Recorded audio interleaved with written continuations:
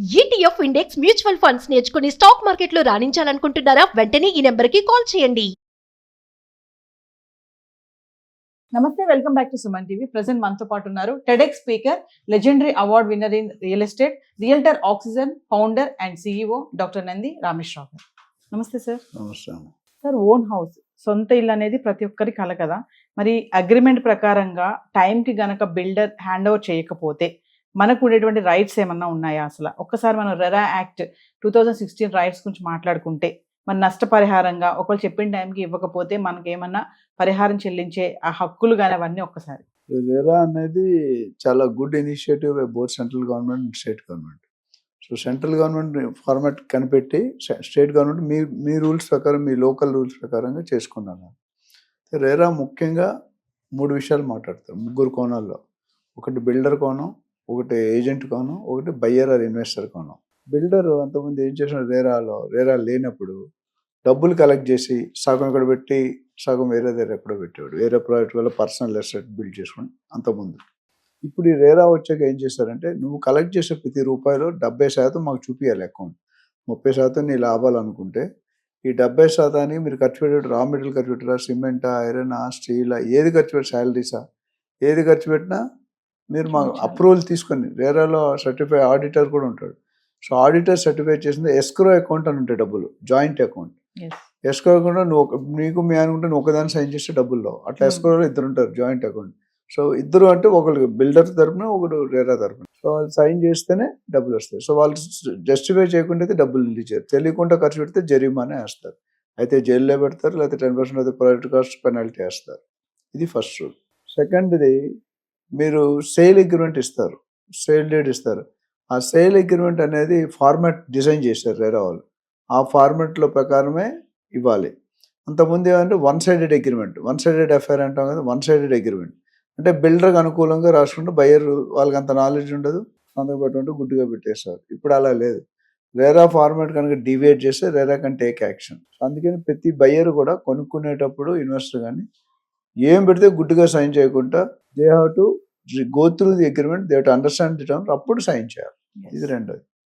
మూడోది, సేల్ అగ్రిమెంట్లో ఏదైతే నువ్వు కమిట్ అవుతాడు, బిల్డర్ ఏమంటాడు, నేను 5 సంవత్సరాల తర్వాత 3 సంవత్సరాల ప్రాజెక్ట్ ఇస్తాను, ఇవి ఇస్తాను అంటాడు. I will give flooring, I will give Finolex, I will give this that అని చెప్పి ఆ తర్వాత మార్చే అవకాశాలు ఉన్నాయి. ఎట్లా అంటే, మనం ఎలక్ట్రిసిటీ కేబుల్స్ అని, Finolex are equal. Finolex is top brand, మార్కెట్లో ఎక్కువ కాస్ట్ లేదు. ఫినోలెక్స్ చాలా లోకల్ మేక్స్ చాలా ఉన్నాయి. ఫినోలెక్స్ ఆర్ ఈక్వివలెంట్, లేకపోతే ప్యారీవేర్ టాయిలెట్ సామాన్లో ఆర్ ఈక్వివలెంట్. ఆ ఈక్వివలెంట్ అనే వర్డ్ చాలా డేంజరస్ వర్డ్. ఎందుకంటే ఆల్రెడీ జనరల్గా బిల్డర్ 3 సంవత్సరాలు అంటే 4 సంవత్సరాలు, 3.5 సంవత్సరాలు డిలే చేస్తారు. చేసినప్పుడు ఈ ఎవరైతే ఈఎంఐలు కట్టాలో ఆయన రెంట్ కట్టాలి, డిలే అయితే ఈఎంఐ కట్టాలి, వాడికి ఈఎంఐ ఛార్జ్. అప్పుడు వీళ్ళు ఏమన్నంటే, మీరు ఏవైతే స్పెసిఫికేషన్ ఇచ్చారో టైం అయిపోతుంది, మీరు స్టాక్ దొరకట్లేదు అంటాడు ప్యారీవేర్. మరి ఏం చేయాలి? ఏదో ఆరు కంటే లోకల్ మేక్కి దానికి 50-60% తేడా ఉంటుంది. అంటే ఇది 10,000 అయితే అది 5,000 దొరుకుతుంది, కానీ 5,000 బాగా మెరుస్తుంది, బాగా షో ఉంటుంది. అది ఒక కండిషన్. అట్లనే అగ్రిమెంట్లో మనం టర్మ్ ఇస్తాం, 3 సంవత్సరాలు డెలివరీ ఇస్తాం, 2 సంవత్సరాలు డెలివరీ ఇస్తాం, టైం చెబుతాం. ఆ టైం కంటే 2-3 నెలల కంటే ఎక్స్ట్రా డివేట్ అయితే దానికి ఇంట్రెస్ట్ రేట్ కట్టాలి, పెనాల్టీ. ఇవి బిల్డర్ తెలుగు. అట్లనే బిల్డర్కి రేరా నెంబర్ ఉండాలి. అట్లనే బిల్డర్ ప్రాజెక్ట్ రేరా వేరు, బిల్డర్కి రేరా వేరు, 2 వేరు. చాలా మంది కన్ఫ్యూజ్ అవుతారు. 2 ఉంటేనే బిల్డర్కి కంపెనీ రేరా అనేది 5 years వ్యాలిడ్. ప్రాజెక్ట్ మారుతుంటే వెళ్తే ఎవ్రీ ప్రాజెక్ట్ రేరా నెంబర్ మారుతుంది. ఈ 2 ఖచ్చితంగా చూపించాలి, రాయాలి. ఈ పర్మిషన్ డిటిసిపి, హెచ్ఎండి రేరా లేకుండా అడ్వర్టైజ్ చేయకూడదు, బ్రోచర్లో అమ్మకూడదు, అమ్మితే అది డిఫాల్ట్. ఇది బిల్డర్కి ఉన్న రూపంలో. బయ్యర్ ఎప్పుడు కూడా మనం మార్కెట్లో బిల్డర్ తప్పు చేస్తే ఏం చేయాలంటే, కానీ బయ్యర్ తప్పు చేస్తే ఏం చేయాలని ఎక్కువ మాట్లాడమను. తప్పు చేయరు, బట్ తప్పు చేస్తే, తప్పు అంటే ఎలా చేస్తారు, ఈఎంఐలు డిఫాల్ట్ చేస్తారు, టైం మీద కట్టరు, ఉద్యోగం పోవచ్చు, బిజినెస్ లాస్ రావచ్చు. అప్పుడు ఈఎంఐ లేకపోతే builder can file a case to RERA against the buyer. అప్పుడు వాళ్ళని ఇంట్రెస్ట్ కట్టాలి, టెర్మినేట్ చేయొచ్చు, ఫోర్ఫిట్ చేయొచ్చు, ఏదైనా చేయొచ్చు. ఇది బయ్యర్ యాంగిల్లో. ఏజెంట్ యాంగిల్, ఏజెంట్లో అమెరికాలో చూసుకుంటే లైసెన్స్డ్ బ్రోకర్ అంటారు, పెద్ద వాల్యూ. బ్రోకర్ అనగానే గార్లెండ్ లైసెన్స్ అంటే, ఇప్పుడు పెళ్ళైతే భార్య మీద లైసెన్స్ వస్తుంది.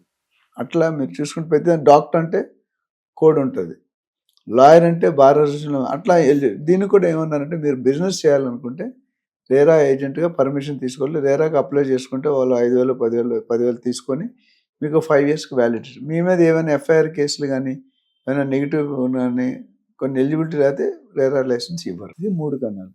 ఇప్పుడు మీరు అడిగింది ఏంటంటే బిల్డర్ డిఫాల్ట్ అయితే ఏం చేయాలి?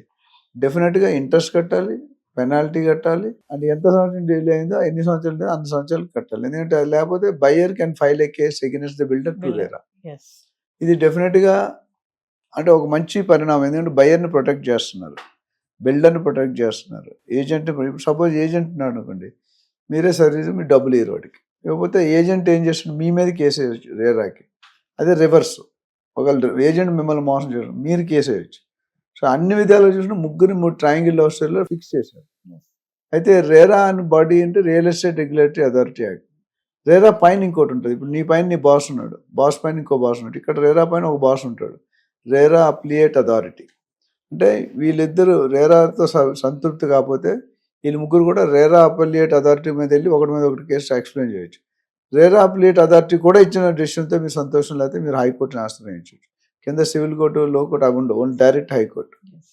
ఇది దీని పరిణామం. సో బిల్డర్కి తప్పు చేసిన అన్నిటి కూడా బయర్కి సొల్యూషన్ ఉంది. అంటే కేసు వేస్తే ఫైల్ చేసి మరి తీసుకోవచ్చు. ఇది మేజర్ సంబంధం. అంటే బిల్డర్ కి బయ్యర్ ఇప్పుడు ఎప్పుడైతే స్టార్ట్ చేస్తారో అగ్రిమెంట్, ఈ ప్రాసెస్ అనేది ఒక పేపర్ డాక్యుమెంటేషన్ లో ఉంటుందా ఇదంతా? ఇప్పుడు మీరు ఉంటుంది అదే చెప్పారు కదా, సేల్ అగ్రిమెంట్ అనేది డాక్యుమెంటేషన్, తర్వాత సేల్ డీడ్ అనేది ఫైనల్ రిజిస్ట్రేషన్.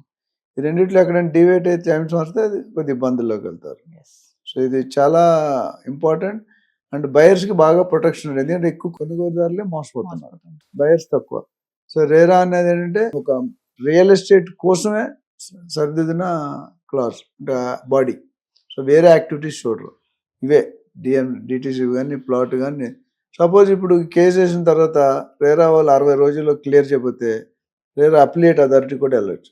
అది 30 రోజులు, మొత్తం 90 రోజుల్లో కేసు సోకాలి. ఈ 3 డిలే అయితే high court answer, high court direct clause ఇచ్చి మీరు ఇమీడియట్ సాల్వ్ చేయాలి, లేకపోతే మీద యాక్షన్. సో ఇన్ని పరిణామాలు ఉన్నాయి. Thank you.